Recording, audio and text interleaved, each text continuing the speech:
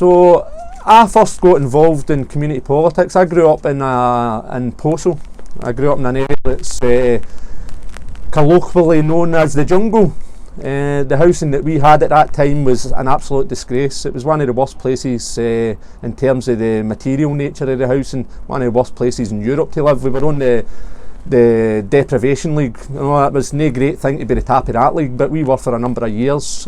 So our community, I was coming out of school, it was around the time of sort of Thatcherism, and I was coming out of school and began to get a bit of a political education off people in our youth centre.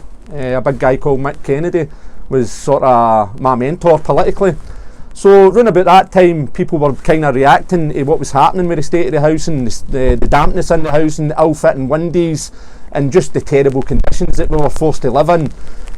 So a community approach was set up, and what we were moving towards was the idea that we as tenants and residents of that area should look at taking over the housing ourselves. So we began a process up there that eventually led to setting up what was called the Possil Housing Co-op. What we done was we had a number of public meetings. I was a youth representative basically. I never, no high levels of anything, just a boy keen to be involved, keen to be used as a bit of cannon fodder. Here you go, there's some leaflets, fire up a close. But that's where I learnt my sort of interest in getting involved and finding out that actually we can influence an agenda, that really the power that lies in politics lies in our hands. It doesn't lie in our representatives' hands, it lies in our hands, and when we organise we can change anything that we want to change.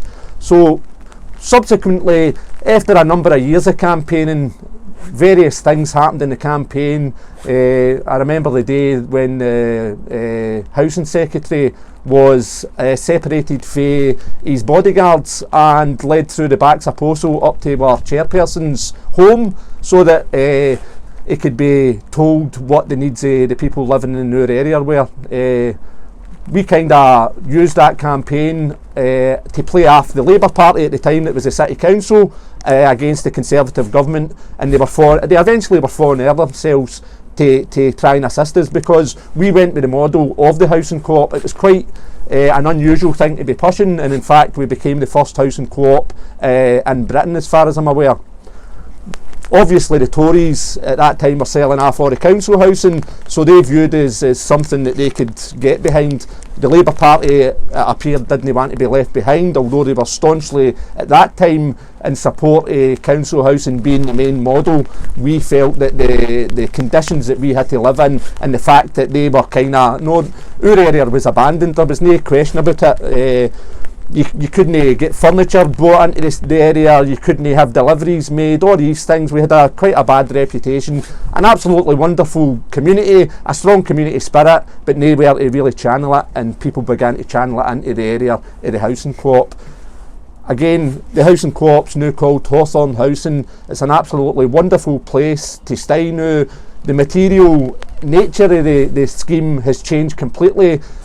All the area's ruins, unfortunately, have been torn away, and Hawthorne Housing stands as a model. It remains as a model of what is possible when people organise themselves and they can fight back and get what they want. We didn't get all that we wanted, and there's always a fight still to have, and we're all aware of that. What we wanted was not just housing, we wanted education, we wanted training courses, we wanted employment brought into our community. All these things, there were problems achieving that. But the fight is still there to try and ensure that working class communities are controlled by working class people, that agendas in regards to working class communities are set by working class people, that for too long other people tell us what our needs are and how to solve our problems. We don't need anybody to tell us how to do that. All we need today is organise and put ourselves in the position of power that we can take any time that we want to take.